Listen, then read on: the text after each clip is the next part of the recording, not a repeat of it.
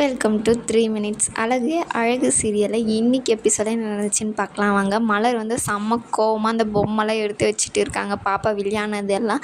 அப்போ கரெக்டாக பாக்கியராஜ் வந்து உள்ளே வராரு. என்ன ஆச்சு மலர், ஏன்னா எல்லா வேலையும் நான் தான் செய்யணும் இந்த வீட்டில் அப்படின்னு சொல்கிறாங்க. பாப்பா தானே வீடு நான் எடுத்து வைக்கிறேன் அப்படின்னா, அவள் மட்டும் இல்லை மொத்த பேரும் என்ன தான் வேலை வாங்குறாங்க, நான் தான் எல்லாருக்கும் இழுச்ச வச்சே இருக்கேன், எல்லோரும் பிடிச்சி என்னவே கேட்குறாங்க, எல்லா வேலையும் நான் தான் செய்யணுமா அப்படின்னு சொல்லிட்டு பாக்கியராஜ் உட்கார வச்சு பேசுகிறாங்க. ஏன் இப்போ கோவமாக இருக்க, என்ன ஆச்சு அப்படின்னு சொல்லிட்டு கேட்குறாங்க. இல்லை, நான் கிச்சனில் வேலையாக இருந்தேன், வேலையே இல்லையானா கூட பரவாயில்ல, நான் தான் வேலை செஞ்சு நிற்கிறேன், மாமா அத்தை கூப்பிட்டாங்க நான் போகலையேன்னு சொல்லிட்டு உடனே வந்து என்னை திட்டுறாரு. நான் என்ன சும்மாவாக இருந்தேன், நான் எப்பயுமே மதி மாதிரி இருக்கணும், நான் கூட நினச்சேன் மதி இந்த வீட்டுக்கு வந்தபோது எல்லாரையுமே எதிர்த்து பேசுகிறாரே, நானே சொல்லியிருக்கேன் ஏன் மதி இப்படியெல்லாம் பேசுகிற, பொறுமையாக இரு அப்படின்னு சொல்லிட்டு.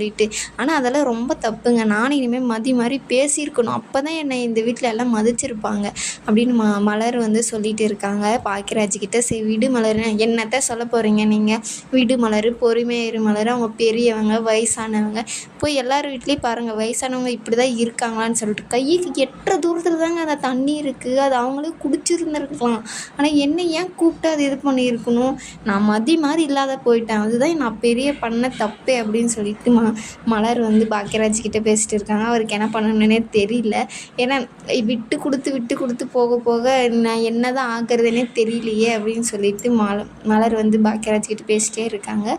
அதுக்கப்புறம் பார்த்திங்கன்னா நம்ம தங்கராஜ் வந்து வராரு வீட்டுக்கு ரேவதியை கூட்டிகிட்டு. ரேவதி வெளியவே இதுக்கு எதுக்குங்க, நான் வந்து என் அண்ணனுக்கு ப்ரமோஷன் கிடச்சிச்சு, அது எப்பயாச்சும் சொல்லலான்னு இருக்கும், இப்போ நம்ம ஏன் போய் அதை சொல்லணும் அப்படின்னு சொல்லிட்டு தங்கராஜ்கிட்ட வந்து கேட்பாங்க. அதுக்கு இல்லை இந்த விஷயத்த சொல்லி தான் ஆகணும் அப்படின்னு சொல்லிட்டு 2 பேருமே உள்ளே போவாங்க. உள்ளே போனோடனே வந்து எல்லோரும் வாங்க மாப்பிள்ளை உட்காருங்க அப்படின்னு சொல்லிட்டு பேசின்னு இருப்பாங்க. அதுக்கப்புறம் நம்ம ரேவதி வந்து மலர்கிட்ட போய் இந்த மாதிரி இந்த விஷயத்த சொல்கிறதுக்காக தான் இவர் வீட்டுக்கு வந்துக்கிறாரு, நீங்கள் அண்ணனை போய் உஷார் பண்ணுங்க அப்படின்னு சொல்கிறாங்க. சரி அத்தை பால் வச்சுருக்கேன், அதை பார்த்துக்கோங்க நான் வந்துடுறேன் அப்படின்னு சொல்லிட்டு மலர் உள்ளே போகும்போது தங்கராஜ் வந்து பேங்க் ஆஃபீஸர் இங்கே தானே இருக்காரு, அவரை கொஞ்சம் கூப்பிடுங்க நான் பேசணும் அப்படின்னு சொல்லிட்டு மலர்கிட்டே சொல்லி அனுப்புகிறாங்க. உள்ளே போனவொடனே மலர் வந்து பாக்கியராஜ்கிட்ட இந்த மாதிரி உங்கள் ரேவதி வந்திருக்காங்க, மாப்பிள்ளை அண்ணன் வந்திருக்காங்க, அவங்களுக்கு எல்லா விஷயமும் தெரிஞ்சிருச்சா, நீங்கள் ஏதாச்சும் போய் சமாளிங்க, எனக்கு தெரிஞ்சிச்சுன்னு நான் காமிக்க மாட்டேன், அதே மாதிரி ரேவதிக்கு தெரிஞ்சிச்சுன்னு அதுவும் காமிச்சிக்காது, நீங்கள் போய் பேசுங்க சமாளிங்க அப்படின்னு சொல்லிட்டு அனுப்புகிறாங்க. அனுப்பினோடனே பார்த்திங்கன்னா தங்கராஜ் வந்து எனக்கு தேங்காய் தோப்பு இருக்கிறது உங்களுக்கு தெரியும் இல்லை அப்படின்னு சொல்லிட்டு கேட்குறாங்க. அதெல்லாம் தெரியும் மாப்பிள்ள அப்படின்னு சொல்கிறாங்க. அதில் 4 எக்ஸ்ட்ரா தேங்காய் விழுந்துச்சுன்னா கூட எங்கள் அம்மா கிட்ட போய் நான் போய் அவ்வளோ சந்தோஷமாக சொல்லுவேன், ஆனால் உங்கள் புள்ள உங்களுக்கு ப்ரமோஷன் கிடச்சிச்சு அவருக்கு அதவே சொல்லலை அப்படின்றாங்க. அவனுக்கு என்ன ப்ரமோஷன், அவர் கேஷியராக தானே இருக்கான் அப்படின்னு சொல்லிட்டு எல்லோரும் கேட்குறாங்க. இல்லை நான் கேள்விப்பட்டேன் அவருக்கு ப்ரமோஷன் கிடச்சிருக்கு அப்படின்னு சொல்லிட்டு சொன்னோடனே வந்து மலர் வந்து ஆமாம் வாங்க எனக்கு தெரியவே தெரியாது, ரொம்ப நல்லா இருக்குது, கங்க்ராஸ் அப்படின்னு சொல்லிட்டு எல்லாமே சொல்லிட்டு இருக்காங்க. ரேவதியும் அவங்களுக்கு பத்தாது அவங்களும் வந்து சொல்லிட்டு இருக்காங்க.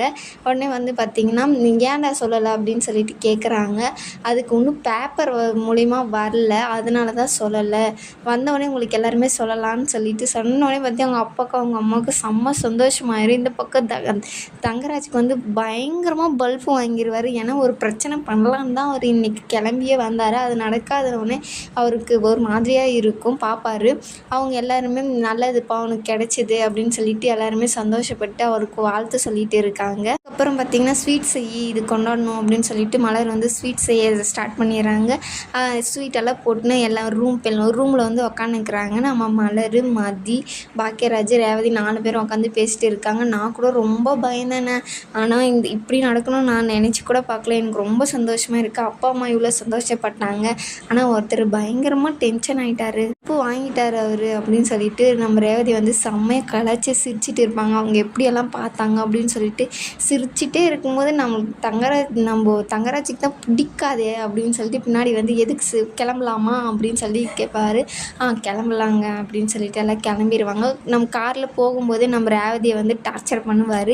நீ அவ்வளோ நல்லா சிரிக்கிறியே, நான் இவ்வளோ சிரித்து நான் பார்த்ததே இல்லையே, நம்ம வீட்டில் ஏன் நீ சிரிக்கிறதே இல்லை அப்படின்னு. ஆமாங்க, அப்படியே அவ்வளோ சந்தோஷமாக இருக்கிறேன் பாரு நான் அப்படின்னு சொல்லிட்டு அவங்க மனசுக்குள்ளே நினச்சிக்கிட்டு போயிட்டு இருப்பாங்க. அப்படி என்ன யாரை கலாய்ச்சி நீங்கள் சிரிச்சிங்க, என்ன எதுக்காக சிரிச்சிங்க அப்படின்றாங்க. இல்லை அண்ணன் ஒரு ஜோக் சொல்லிச்சு அதுக்காக சிரித்தேன், இப்போ தான் சொன்னேன் அண்ணனுக்கு ப்ரமோஷன் கிடச்சிச்சு அதனால தான் சிரித்தேன்னுட்டு அப்படின்வாங்க. ஐயோ இப்போ நான் என்னத்த ஜோக்கை சொல்கிறது அப்படின்னு சொல்லிட்டு இதோடு இந்த எபிசோடை வந்து முடிக்கிறாங்க. நாளைக்கு பார்க்கலாம்.